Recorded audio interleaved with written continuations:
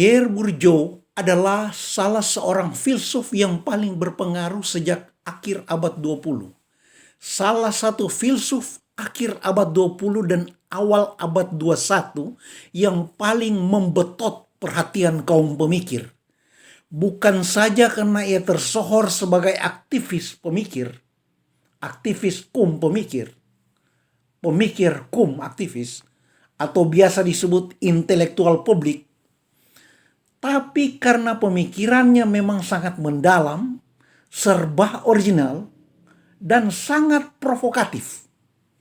Dalam kasana filsafat, ia diketahui berupaya membereskan problem dikotomi objektif dan subjektif, problem yang sudah diperdebatkan selama berabad-abad, yang mencapai puncaknya dan sekaligus kebuntuannya sejak Kierkegaard.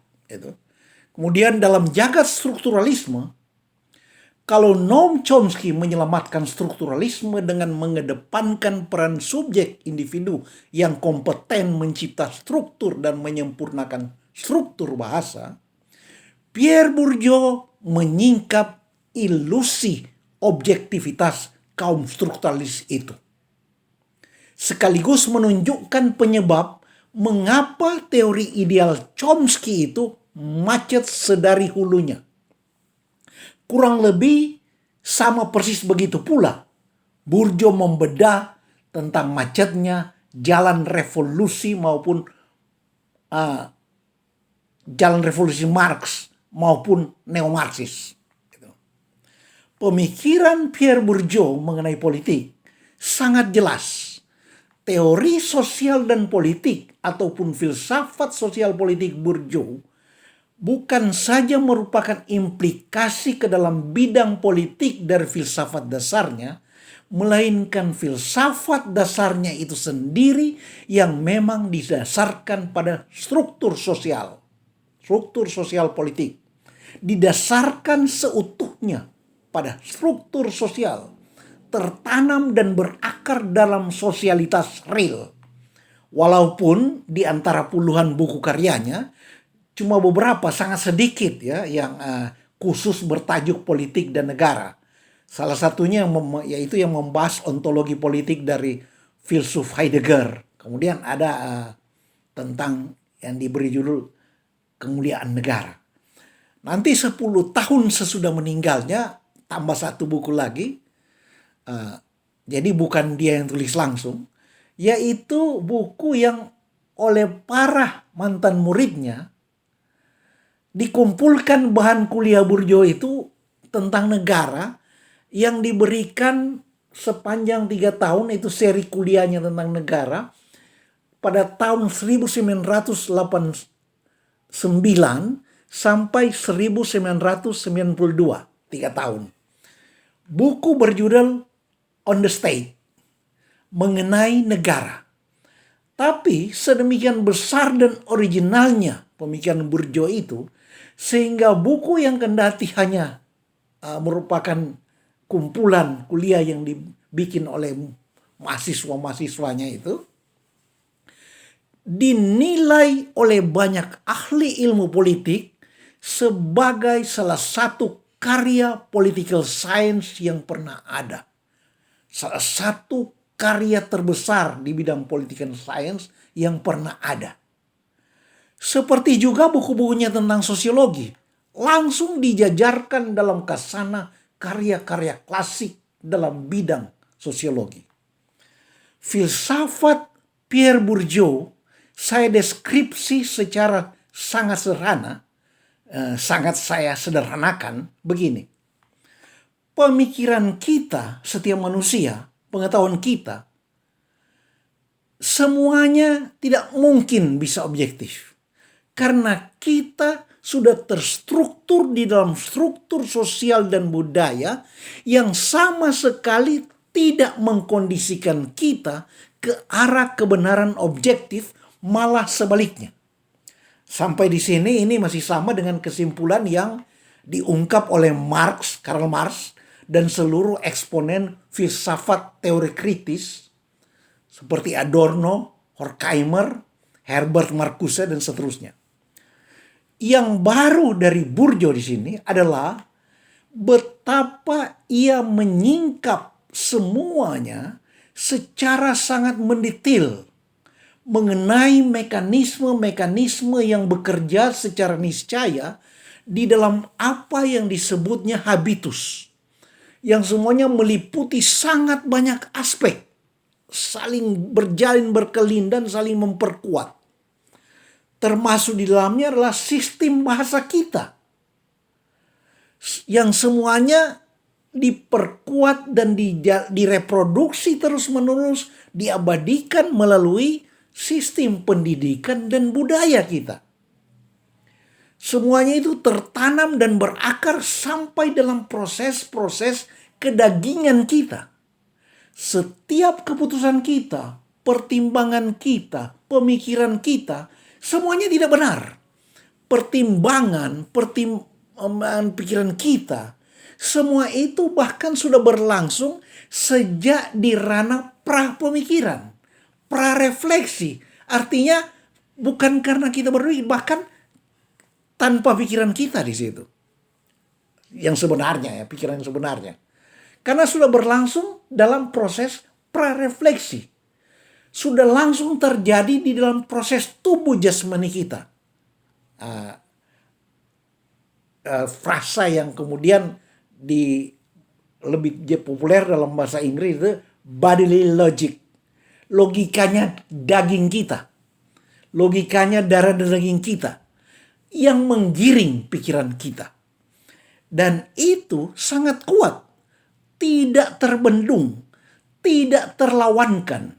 Karena diri kita itu hanya bagian dari suatu sistem besar. Itu.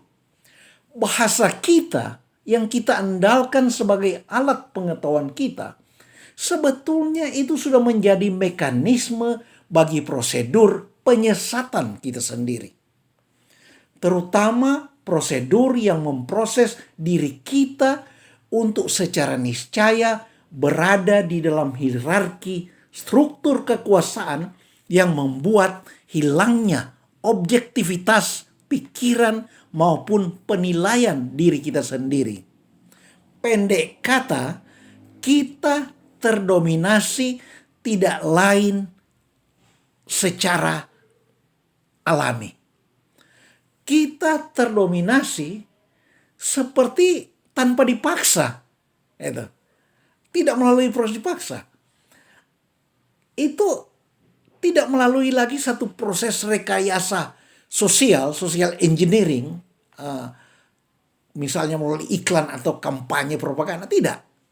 Semuanya itu sudah berlangsung di mana kita sendirilah, diri kita sendirilah yang seakan-akan akan menilai benar, merasa baik, merasa terhormat jika kita menghamba pada struktur dan hierarki sosial yang menjajah kita itu. Kita bandingkan begini. Kalau Karl Marx dan Herbert Marcuse menggambarkan betapa jiwa kita terbelenggu oleh sistem pasar, itu belum seberapa menurut Bourdieu. Marx, Marcuse, Ivan Illich dan sebagainya, kan mereka melukiskan kalau kita punya uang yang nganggur, idle money, ada 10 miliar, artinya setelah kita sisihkan dana kita untuk semua yang memang kita butuhkan, termasuk untuk produksi kita, modal dan sebagainya, lalu setelah itu masih tersisa 10 miliar uang nganggur itu, maka kita kalau kita jalan-jalan ke mall, ke pusat-pusat perbelanjaan, kita tentu akan merasa sebagai orang yang paling bebas. Karena apa saja bisa kita bikin. Bebas. Bahkan bisa membeli martabat manusia. Bahkan membeli nyawa manusia. Bebas. Nah, bukan kebetulan sekarang ini populer itu istilah dari para motivator pengembangan karir yang suka menyebut tentang status kebebasan finansial gitu. Nah, kita merasa bebas karena uang banyak itu. Tapi menurut Marx, Herbert Marcuse, Ivan Illich, itu justru semakin membelenggu kita. Kita justru semakin berada di dalam keterbelengguan. Kita hanya mengira kita bebas, tapi sebetulnya kita bebas di dalam belenggu ketidakbebasan. Begitu. Pendek kata, pasar adalah belenggu yang tidak terlawankan. Nah, Pierre Bourdieu masih menambah kedahsyatan dari kuasa pasar yang membelenggu kita itu. Bourdieu menyebutnya pasar bahasa. Kita sudah terbelenggu di dalam jaringan pasar untuk harus menggunakan bahasa yang strukturnya membelenggu sistem kesadaran kita, dan bahasa kita itu memiliki struktur yang paralel dengan struktur pasar yang sangat dahsyat digambarkan oleh Marx, Marcuse dan sebagainya itu.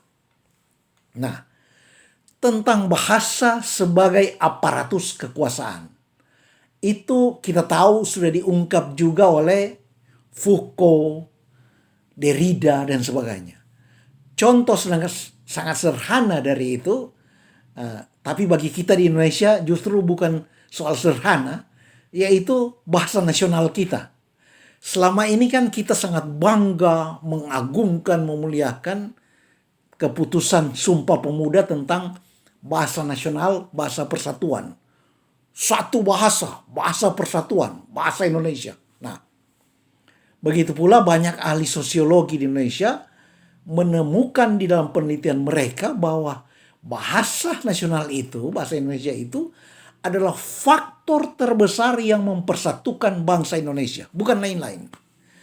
Tetapi menurut Pierre Bourdieu dan para peneliti sosiologi bahasa, sosiolinguistik, salah satu yang terkenal yang dirujuk oleh Bourdieu ialah Ferdinand Bruno, tulisnya Brunot. Hasil penelitian Ferdinand Bruno itu yang digunakan oleh Bourdieu, yaitu ternyata bahasa nasional itu telah memberangus bahasa ibu kita, mother tongue kita. Artinya, sudah membatasi secara mendasar kemampuan alami kita untuk berpikir secara otentik dan mencapai yang paling jernih. Begitu.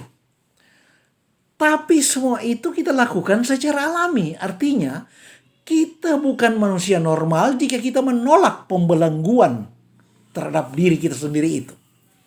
Itulah proses kerja habitus.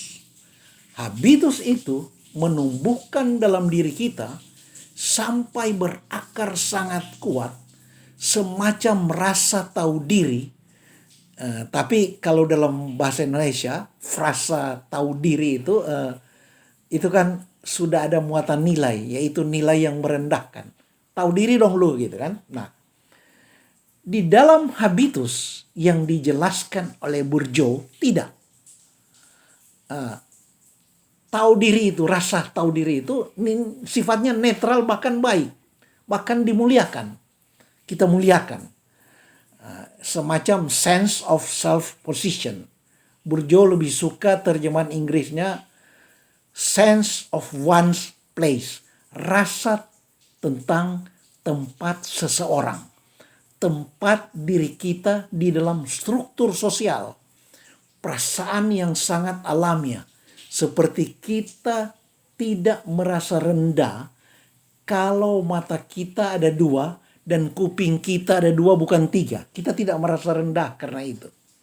Jadi kalau para filsuf kritis lain bilang bahwa sistem kesadaran kita terdominasi oleh paham-paham dari luar diri kita, Pierre Bourdieu bilang sebaliknya. Yang mendominasi kita itu datang dari dalam diri kita sendiri. Pendek kata, hal-hal yang kita nilai benar dan baik karena sudah umum, itu menurut Bourdieu hanya penilaian di dalam kondisi kita yang sudah terjajah di dalam struktur. Misalnya apa yang selama ini kita bela mati-matian dan kita agungkan sebagai akal sehat, common sense. Sebenarnya status akal sehat itu sesungguhnya hanyalah penilaian yang berdasar salah kaprah, gagal paham, atau oleh Pierre Bourdieu disebut méconnaissance. Nah, akal sehat itu kan common sense, kan? Nah, segala common, yang umum, itulah yang menyesatkan kita, kata Bourdieu. Itulah habitus kita. Habitus adalah disposisi yang datang dari dimensi sosial yang berada di dalam diri individual kita. Setiap kita secara niscaya menyesuaikan diri ke dalam posisi-posisi yang sebenarnya bukan saja merugikan kita, melainkan bahkan mencacatkan eksistensi kemanusiaan kita. Proses kita secara niscaya harus menerima status rendah dan merendahkan itu. Karena itulah, kata Pierre Bourdieu, berlangsung sebagai kekerasan simbolik. Jadi, karena kita sedari dasarnya sudah tidak merasa setara, secara alami kita tidak merasa setara, bahkan sering sudah tidak ingin setara dengan orang yang kita pandang secara kodrati niscaya lebih tinggi derajatnya dari kita. Dan ditambah karena pemikiran kita manusia sudah selamanya terdominasi, termasuk didominasi oleh nalar-nalar keliru dari dalam diri sendiri, logika-logika kedagingan kita, juga oleh model-model yang sering kita ciptakan dan mengira itu memiliki nilai kebenaran objektif. Nah, dengan semua kondisi yang payah itulah, maka secara natur kita manusia jelas tidak layak menjadi pelaku sistem demokrasi. Demokrasi sudah menjadi tidak mungkin sedari dasarnya. Sedari dasarnya kita manusia, demokrasi sudah menjadi tidak mungkin. Ya, karena demokrasi adalah sistem yang mengasumsikan warga yang setara, atau minimal ingin setara, berjuang memperjuangkan hak-hak kesetaraan. Ini tidak. Demokrasi pun mensyaratkan warga yang dapat berpartisipasi, bersuara secara benar. Tapi semua syarat itu, asumsi itu, menurut Pierre Bourdieu tidak terpenuhi. Lalu harus bagaimana? Pertama-tama harus kita tegaskan bahwa semua analisis Bourdieu itu benar. Benar. Kebanyakan kritik terhadap Bourdieu sesungguhnya tidak memadai, tidak benar. Nah, lalu apakah tidak ada harapan sama sekali untuk demokrasi? Begini, bukankah kita selama ini juga tahu bahwa segala laknat dalam kehidupan manusia yang dilukiskan oleh Bourdieu itu berlangsungnya kan di dalam sistem demokrasi. Kita tahu bahkan pasar kapitalisme dengan segala kutuknya itu bahkan menyatu dengan sistem demokrasi, identik dengan demokrasi. Iya kan? Nah, begitu pula sebaliknya, demokrasi akan dan hanya akan bisa menjadi sistem yang membawa sedemikian banyak ideal bagi manusia dan kemanusiaan jika sebanyaknya warga suatu negara berpartisipasi dalam politik secara kritis. Nah, sikap kritis itu bahkan rasa tanggung jawab untuk berpartisipasi politik itu semuanya hanya bersumber dari satu, kepedulian kepada sesama manusia, sebanyaknya manusia. Dan dengan sifat cinta untuk terlibat dalam kerja aktif konkret itulah daya kreatif, konstruktif manusia berkembang.